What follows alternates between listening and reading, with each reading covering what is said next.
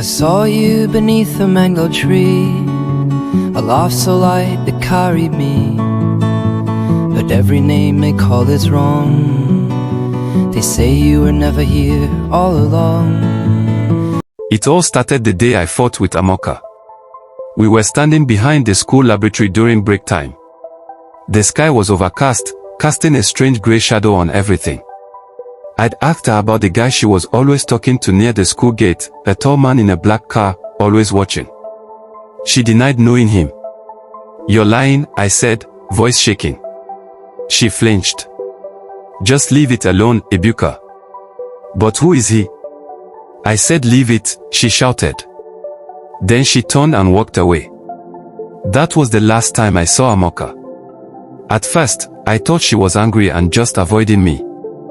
I waited after school by her usual spot, under the mango tree near the back gate. She never showed up. The next day, I checked her desk in class. It was empty, with no books, no bag, not even the faint smell of her coconut hair oil. "Where's Amoka?" I asked Sandra, the girl who sat beside her. "Who?" she replied, blinking like I was asking about a ghost. "Amoka. The new girl. She joined 2 months ago." Sandra tilted her head. "There's no Amoka in this class." I laughed nervously. "Stop joking." She frowned. "Are you okay, Ebuka?" I turned to Mr. Amaka, our literature teacher. "Sir, where's Amoka today?" "Amoka," he repeated slowly. "Which Amoka?" My stomach sank. I went to the admin office. "I want to see the student record for Amoka Okoye." The secretary, a tired-looking woman with glasses sliding down her nose, typed slowly. "There's no one by that name in this school." I insisted. "She joined this term. Fair skin, small gap tooth, always sits near the window in SSS 2B." She glanced at me like I was mad. "Sorry, there's no record of her." "Are you sure you're not confusing schools?" "Confusing schools." I left the office, dizzy. How could everyone forget her? That night, I lay on my bed staring at the ceiling, trying to remember everything, how I first saw her on the assembly ground, how her laugh made my heart thump, how we talked about our dreams. Hers to become a writer, mine to become a tech genius. She gave me a blue notebook filled with her poems. I jumped out of bed and searched my locker. Gone. The notebook, the photo we took together at the school's cultural day, even the pencil she once borrowed, all gone. It was like she'd been erased from reality. The next week, I stopped going to school. I was losing my mind, and no one cared. My parents thought it was stress. My friends stopped calling. Then one night, something happened. At 2 a.m., my phone lit up. A message appeared. No number. No name. "Help me." I sat up, heart racing.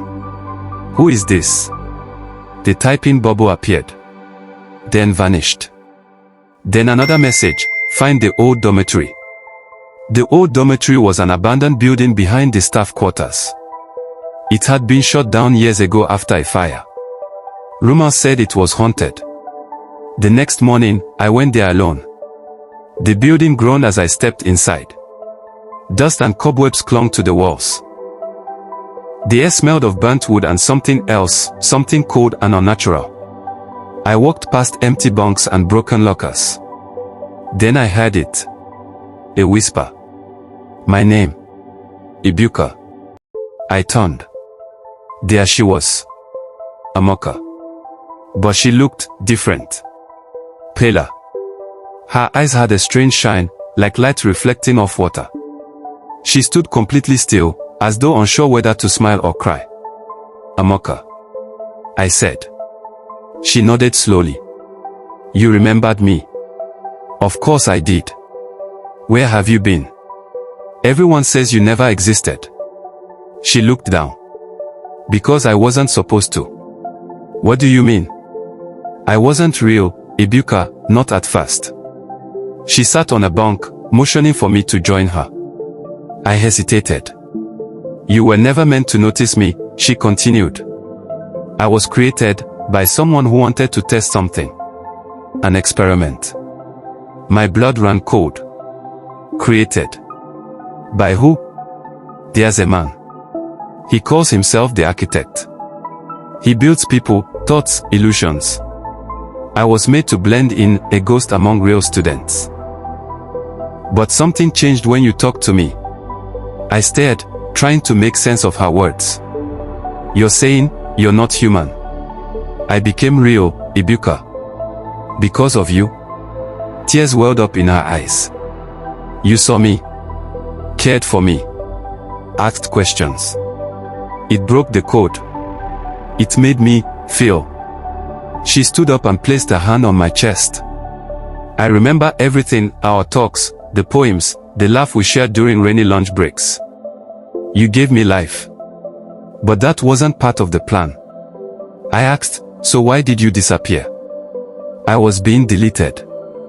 The architect realized I was becoming something else. Something real. That's why everyone forgot me. She glanced at the doorway. He'll come soon. He doesn't like loose ends. As if on cue, the air grew colder. The window slammed shut. A low hum filled the room, like 1,000 computer fans spinning in unison.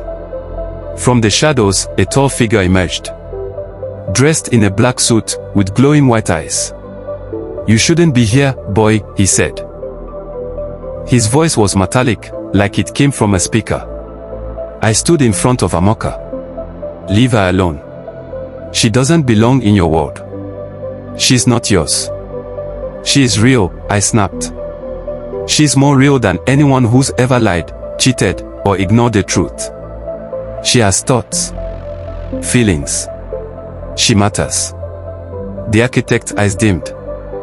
Then you go with her. There was a blinding flash. When I opened my eyes, I was lying on a hospital bed. My parents were beside me.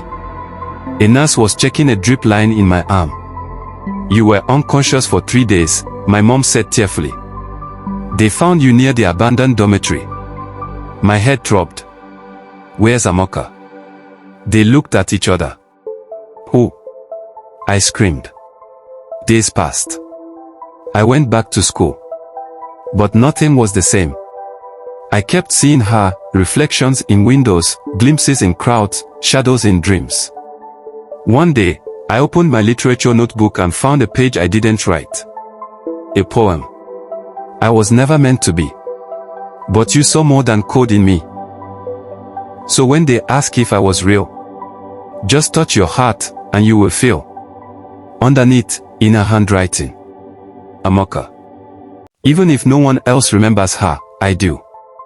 And that's enough to keep her alive, somewhere between memory and magic. Because sometimes, the people who change us the most aren't meant to exist. But they do. In us.